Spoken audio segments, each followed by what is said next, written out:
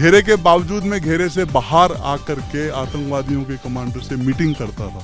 उनकी एक ही डिमांड थी, आप हथियार डालें, आप हथियार हमारे कदमों में डालें और अपने देश को वापस जाएं। हमें ये मंजूर नहीं था। ये जो कहानी है जो मैंने लिखी है, शायद ही एक वारफेयर या लड़ाई के अंदर ऐसी कहानी आपने नहीं सुनी होगी, न पढ़ी होगी। देखिए, आपने सवाल पूछा और मैं वो इंसिडेंट को याद कर रहा हूँ तो अभी मेरे रोंगटे खड़े हो रहे हैं। जो सिरसा में मसला हुआ है उसका ओवरऑल इंचार्ज मैं था।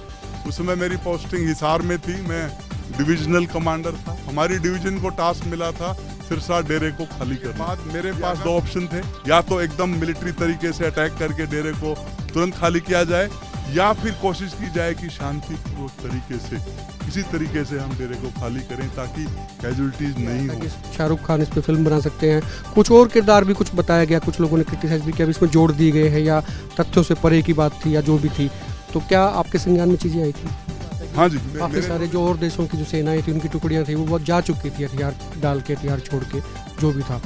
तो क्या आपकी जो टुकड़ी थी उसमें से किसी एक आध के दिमाग में कभी ये आया कि भाई सब लोग जा चुके हैं, हमें भी जाने देंगे, क्यों नहीं निकल जाए यहाँ से? आया।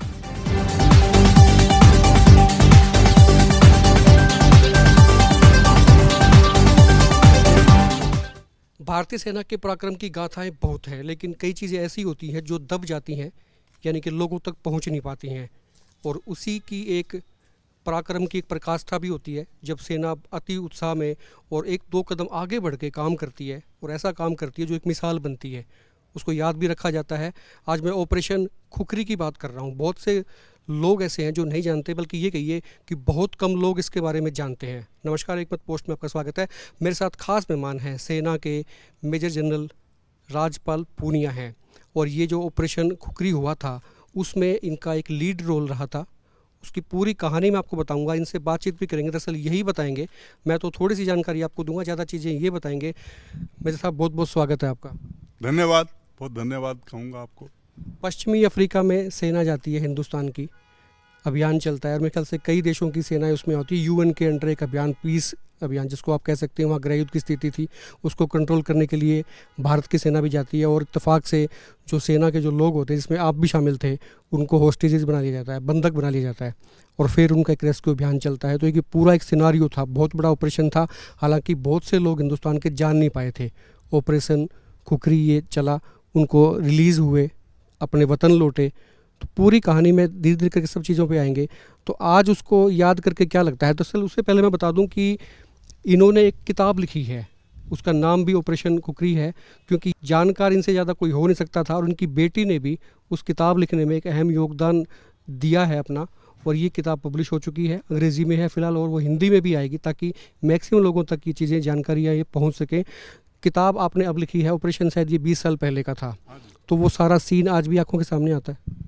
ऐसी जो एक्सपीरियंस होता है उसको आदमी भूलता नहीं है। एक एक दिन, एक एक मिनट का जो मेरे दिमाग में, जद्दोजहद में वो हालात, वो सिचुएशन इस तरीके से जिंदा हैं जो मैं कभी भूल नहीं पाया। और जैसे आपने बोला, किताब लिखते समय मेरी बेटी हैरान थी कि पापा 21 साल की एक एक चीज़ आपको याद है, एक एक नाम आपको याद है।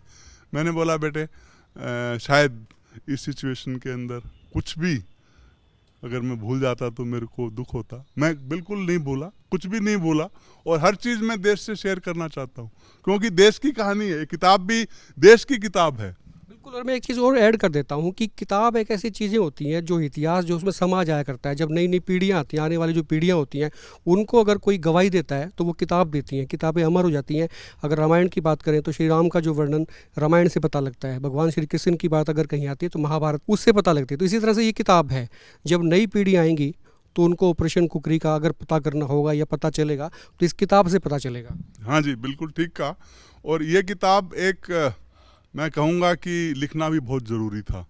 इसलिए ज़रूरी था कि जैसा आपने बोला, एक तो हिंदुस्तान को नहीं मालूम था इस ऑपरेशन के बारे में, दूसरा कई मुल्कों ने ऑपरेशन खुखरी को अपना ऑपरेशन बोलना शुरू कर दिया था।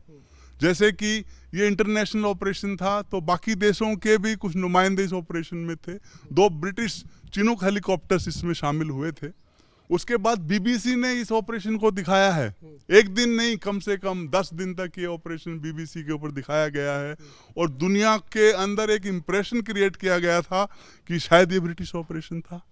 एक हिंदुस्तान का ऑपरेशन जिसका नाम ऑपरेशन कुकरी, जो एक गोरखा, इंडियन आर्मी के गोरखा का हथियार, उसके बावजूद हिंदुस्तान को मालूम नहीं था कि हमारा ये भी मैं बता दूं दर्शकों को, जो ऑपरेशन कुकरी जो नाम रखा गया वो इसलिए रखा गया क्योंकि गोरखा रेजिमेंट वहाँ पर गई थी उस रेस्क्यू ऑपरेशन में जो वहाँ चल रहा था पश्चिमी अफ्रीका के, ये सिरा लियोन बिल्कुल वहाँ की बात है। और वहाँ जो गोरखा के पास में एक कुकरी जो होता है वो उनका एक पेटेंट हथियार है, उनके पास हमेशा ही रहता है। उसी के संदर्भ में ये नाम दिया गया था मेरे ख्याल से। गोरखा का हथियार जो खुखरी होता है वो आखिरी हथियार है। जब और कोई हथियार काम नहीं करता है तो गोरखा अपनी खुखरी निकाल के दुश्मन पे जो है हमला बोलता है। तो खुखरी इसलिए नाम रखा गया है कि जो सिपाही हमारे साथ थे उनमें 50% गोरखास थे। थोड़ा सा संक्षेप में चाहेंगे आपसे जानना कि जो जब ये शुरू हुआ था, जब आप पश्चिमी अफ्रीका गए थे, यूएन का एक अभियान था, यूनाइटेड नेशंस का था कि शांति पैदा करनी है, वहाँ पे गृह युद्धों का था, तो उस वक्त की स्थिति क्या थी? उस वक्त आपकी रैंकिंग क्या थी? आप कहाँ पे तैनात थे और अचानक जाना पड़ा था? वो थोड़ा सा हालात मुझे बता पाएँ आप? सबसे पहले सिरा लियोन एक ब्रिटिश कॉलोनी था। जैसे हिंदुस्तान एक ब्रिटिश एम्पायर का हिस्सा था, सिरा लियोन भी एक ब्रिटिश एम्पायर का हिस्सा था। 1961 तक वहाँ पे ब्रिटिश एम्पायर का राज था। 61 में इस देश को आज़ादी मिलती है, उसके बाद कई साल शांति रहती है और 1990 में वहाँ पे गृह युद्ध शुरू होता है। पूरे 10 साल तक ये गृह युद्ध चलता है। उस 10 साल में आप मानोगे नहीं, जब हम गए हमने देखा है कम से कम भी 30% के नागरिक के या तो हाथ नहीं है या तो पैर नहीं है। वो इसलिए काट दिए गए थे मेरे ख्याल से कि वो वोट ना डाल पाए हो, वो सजा के लिए। वहाँ पे पनिशमेंट का तरीका, रिवॉल्यूशनरी यूनाइटेड फ्रंट जो आतंकवादी संगठन था, उनका सजा देने का तरीका था लॉन्ग स्लीव्स या हाफ स्लीव्स। इसका मतलब आप समझे? लॉन्ग स्लीव्स मतलब कि आपका जो है बाजू को यहाँ से कट कर देना, और हाफ स्लीव मतलब आपका बाजू को यहाँ से कट कर देना। Routine punishment. किसी ने गलती किया है, अपने यहाँ सजा देते हैं, बच्चे को मुर्गा बना दिया, वहाँ पे काटते थे हाथ। ये उनका सजा देने का तरीका था। इतना आतंकवाद हमने जिंदगी में नहीं देखा। कितने दिन तक बंधक रहे थे आप समेत जो तमाम जो हमारे सैनिक थे यहाँ के? 75 डेज, 75 दिन। 75 दिन तक आप बंधक बोल रहे हैं, मैं बोलूँगा हमें घेर लिया था। हम अपनी कंपनी लोकेशन पे कायम थे और हमको चारों तरफ से आतंकवादियों ने घेर लिया था, घेरा डाल दिया था। मेन जो समस्या थी कि खाना, राशन, वो हमारे पास बहुत लिमिटेड राशन था, जो शायद चंद एक दिन के लिए तो ठीक था, उसके बाद खाने के लिए कुछ नहीं था। तो जो हम वहाँ रहे हैं, ये जो कहानी है जो मैंने लिखी है, शायद ही एक वारफेयर या लड़ाई के अंदर ऐसी कहानी आपने नहीं सुनी होगी, न पढ़ी होगी कि आपको खाने के लिए कुछ नहीं है, जिंदा भी रहना है और जरूरत पड़ेगी तो आपने दुश्मन से लड़ना भी है। लेकिन मैंने ये कोशिश किया कि शांति सेना में हैं तो शायद शांति का रास्ता निकालें। घेरे के बावजूद मैं घेरे से बाहर आकर के आतंकवादियों के कमांडर से मीटिंग करता था। फ्लैग मीटिंग होती थी, कम से कम 15 फ्लैग मीटिंग हुई है, जिसमें मैंने कोशिश की है उसको समझाने की कि देखिए, आप बाकी जो भी सामान हमारा रख सकते हैं रख लीजिए, लेकिन हमारा जो हथियार है ये हमारा भगवान है। ये वर्दी हम जो पहनते हैं, ये वर्दी हमारा धर्म है और हथियार हमारा भगवान है। ये हम यहाँ छोड़ के नहीं जाएंगे। उनकी एक ही डिमांड थी, आप हथियार डालें, आप हथियार हमारे कदमों में डालें और अपने देश को वापस जाएं। हमें ये मंजूर नहीं था, इसीलिए 75 दिन तक ये जद्दोजहद चलता रहा, ये मीटिंग्स होती रही, कोशिश की हमने समझाने की, हमारी सरकार ने भी कोशिश की। मैंने पढ़ा था कि नेगोशिएशंस की बातें भी चलती थी उनके साथ किसी भी पॉइंट पे हो जाए, लेकिन वो तैयार नहीं थे उसके लिए। वो तैयार नहीं थे और आखिरी में जब कोई भी रास्ता नहीं निकलता है तो जो आखिरी रास्ता था हमारे पास, हमारा हथियार उठा करके, और जो हमने मैदान में उतरे हैं तो ये सोच करके उतरे हैं कि भूख से नहीं मरना है, मरना है तो मैदानी जंग में मरना है।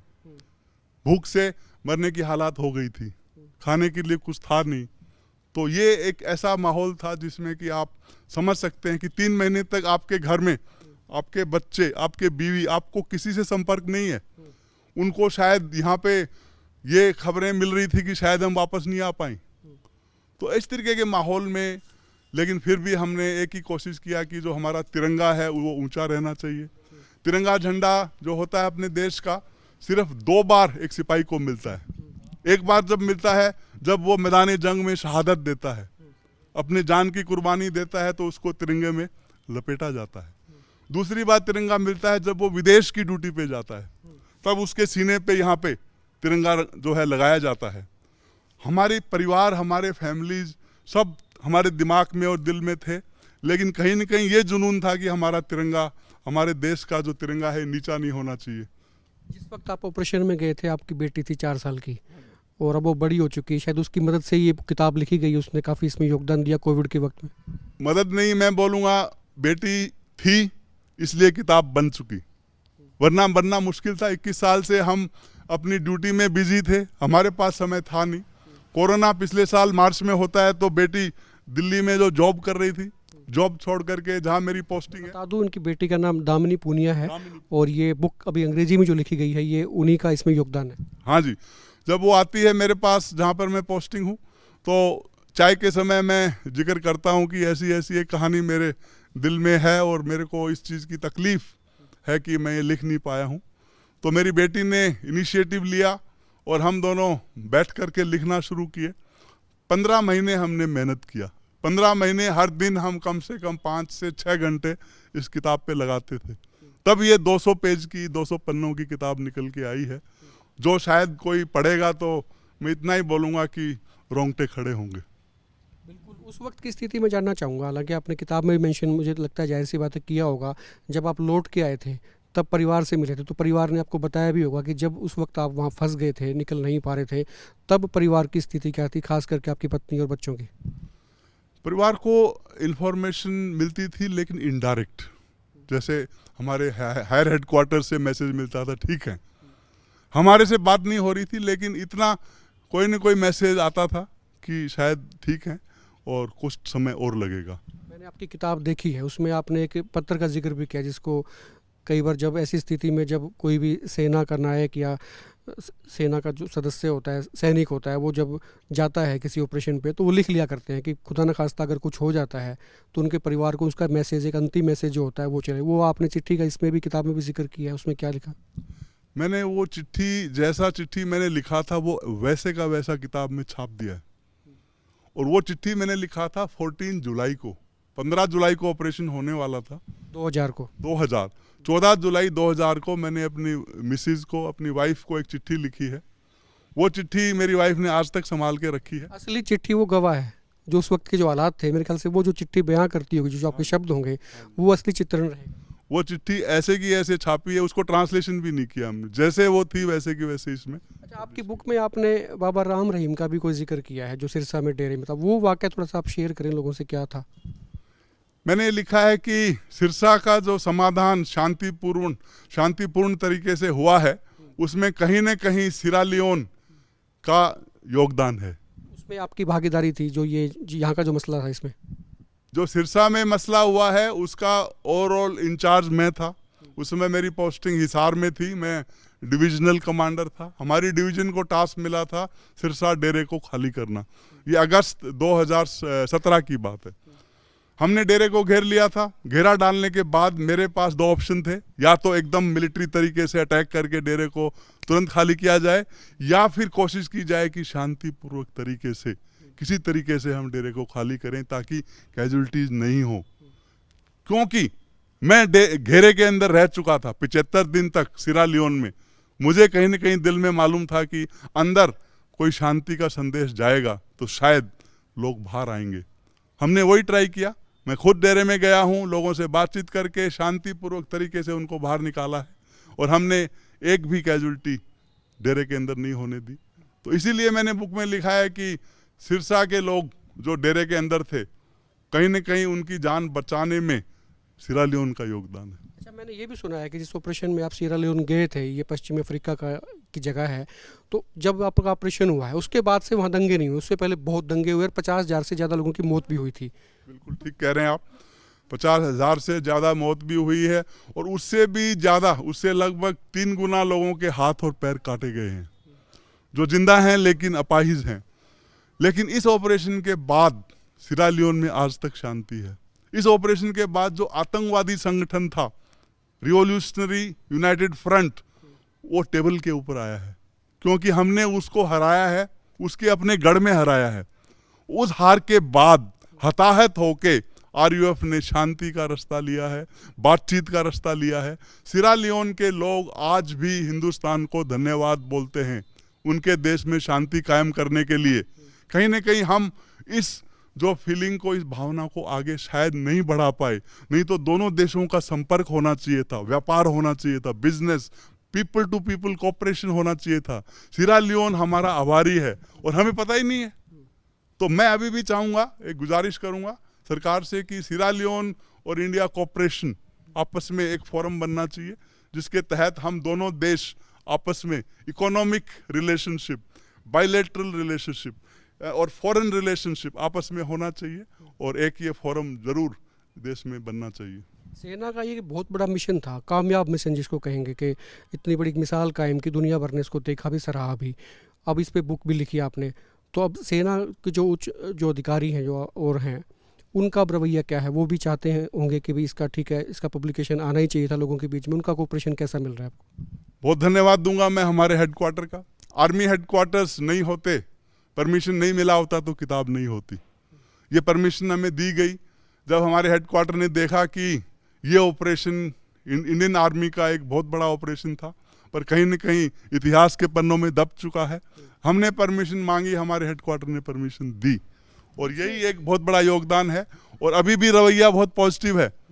वो कहते हैं कि किताब के बाद अगर कोई इसको आगे कोई फिल्म बनाना चाहता है, लेकिन रियल स्टोरी।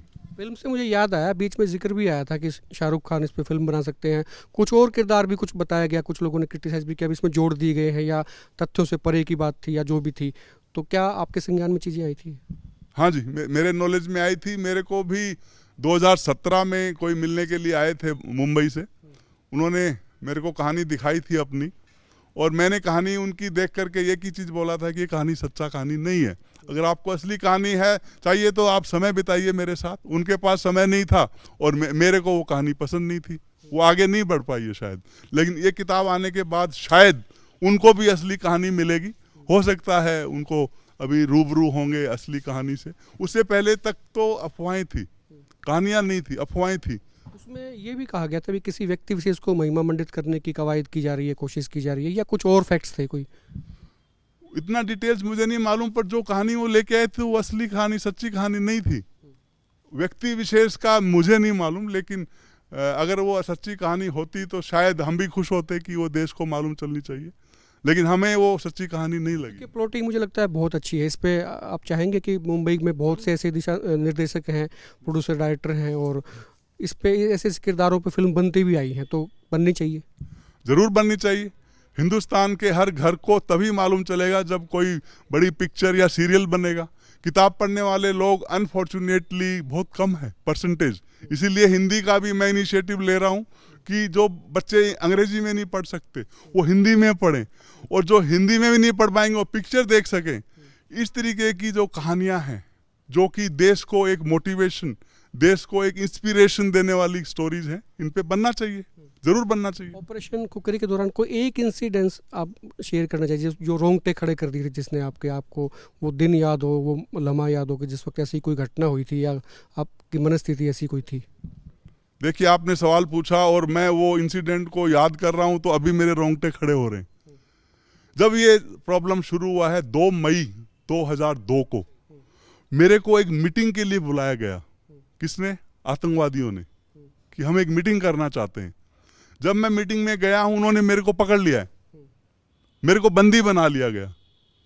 मेरे को बंदी बना करके वो अपने हेडक्वार्टर में ले गए। सॉरी, 2 मई 2002 या 1999? सॉरी, 2 मई 2000। 2 मई 2000 को ये जब गृह युद्ध दोबारा शुरू होता है, उनकी एक टैक्टिक्स होती थी, कमांडर को अपनी कंपनी से अलग कर दो। ये उनकी एक ट्रेनिंग में शामिल था। तो उन्होंने घेरा डालने से पहले मेरे को मीटिंग के लिए बुलाया और मेरे को पकड़ लिया। पकड़ के मेरे को अपने हेडक्वार्टर में ले गए। मैं ज़मीन पे सोता था, 2 बंदूक वाले मेरे सर पे खड़े होते थे। 10 दिन तक मैं ऐसे रहा हूँ। आज भी मैं सोचता हूँ तो रोंगटे आज भी खड़े होते हैं कि वो 10 दिन मैंने गुजारे हैं आतंकवादियों का बंदी, उनका होस्टेज। और 10 दिन के बाद इस बुक में मैंने लिखा है किस तरीके से मैंने अपने आप को रिलीज करवाया है। नेगोशिएशंस के जरिए लोगों का प्रेशर बढ़ा है आरयूएफ के ऊपर, तो कंपनी कमांडर को उन्होंने छोड़ा है। उसके बाद मैं कंपनी लोकेशन में वापस आता हूँ। उसके बाद हमारा जो है फिर भी कोशिश होता है कि शांति से रास्ता निकाला जाए। तो जो 75 दिन जिनका मैं जिक्र करता हूँ, इनमें से 10 दिन मैं बंदी रहा हूँ, होस्टेज, जिसको पकड़ लिया गया।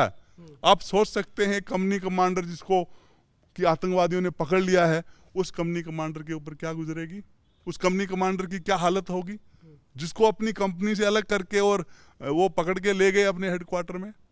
मैंने कोशिश किया उनको बताने का कि आप you are playing with fire, आप आग से खेल रहे हो, ये बम कब फटेगा आपको पता नहीं चलेगा।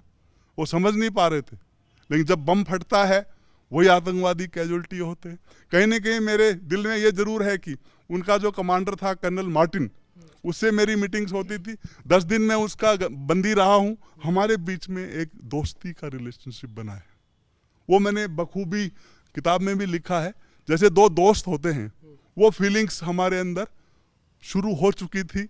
मैं मार्टिन को समझाता था, मार्टिन मेरे को बोलता था कि मेजर, जैसे बाकी शांति सैनिक हथियार डाल के गए हैं, वैसा ही आदेश आपको भी जाने का है, क्योंकि मेरे भी ऊपर से आदेश आते हैं और मेरे को यही आदेश है। मैं उसको बोलता था कि हमारे हिंदुस्तान में ये रिवाज नहीं है हथियार डाल के जाने वाला। अब हथियार के साथ जाने दो, हमारे को इज्जत से जाने दो, मैं सब कुछ यहाँ छोड़ देता हूँ। वो नहीं समझा, तो आखिरी में क्या हुआ, उन्हीं के जो है आरयूएफ के ही नुमाइंदे वहाँ पे कैजुअल्टी हुए। आज भी मैं याद करता हूँ, रोंगटे खड़े होते हैं कि 10 दिन तक उन्होंने मेरे को बंदी बनाया है। 10 दिन तक उन्होंने मेरे को जैसे एक प्रिजनर ऑफ वार, PW बोलते हैं, प्रिजनर ऑफ वार को रखा जाता है, वैसे रखा है 10 दिन तक उन्होंने मेरे को। जो बटालियन थी आपकी, जाहिर सी बात है कि काफ़ी सारे जो और देशों की जो सेनाएं थी, उनकी टुकड़ियां थी, वो जा चुकी थी हथियार डाल के, हथियार छोड़ के, जो भी था। तो क्या आपकी जो टुकड़ी थी उसमें से किसी एक आध के दिमाग में कभी ये आया कि भाई सब लोग जा चुके हैं, हमें भी जाने देंगे, क्यों नहीं निकल जाए यहाँ से? आया, सच्चाई बोलूँगा आया, और सच्चाई बोलूँगा बुक में भी लिखा है, आप पढ़िएगा। क्यों? क्योंकि शांति सेना होती है तो काफ़ी जो है सोच विचार सबके दिमाग में अलग अलग चलता है।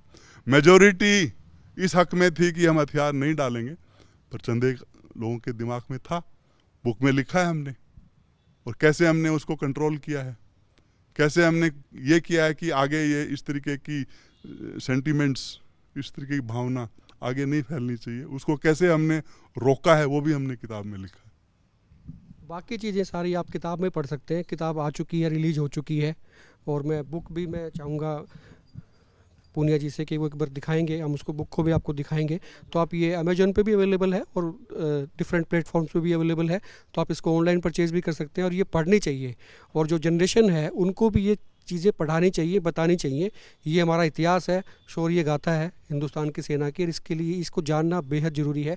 ये वो किताब है ऑपरेशन खुखरी, इनकी बेटी ने इसको लिखा है, और वाकई शानदार किताब है। और उन पलों को, उन लम्हों को ये ज़िंदा करती है। इसको आप पढ़ के आप अपने कमेंट बताएं, और आपकी और कोई क्वेरी है तो आप नीचे कमेंट करके पूछ सकते हैं। और इस वीडियो को ज़्यादा से ज़्यादा शेयर करें, लाइक करें, और आप देखते रहें हिकमत पोस्ट। नमस्कार।